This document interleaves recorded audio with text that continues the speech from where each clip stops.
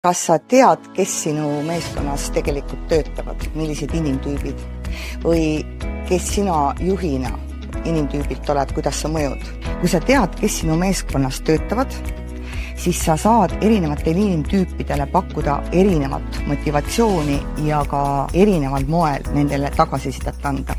Ma kasutan juhtimispsühholoogia koolitusel sellist lõbusat meetodi, nimelt tõsiteadusliku inimtüpoloogia sümbolitena karupuhhi tegelasi. Nii et ma võin öelda, et sa saad teada, kes sinu meeskonnas on puhh, kes notsu, kes jänes, kes iiah ja mida nad sinult juhina ootavad. Ma saan lubada, et sa saad parasjagu naerda ka, sest ma toon päris palju selliseid elulisi näiteid, kuidas need inimtüübid käituvad ja lõppkokkuvõttes karupuhhi tegelased on oma olemuselt läbi ja lõhki positiivsed ja nendega on lõpus olla meil koos seal juhtimispsühholoogia koolitusel.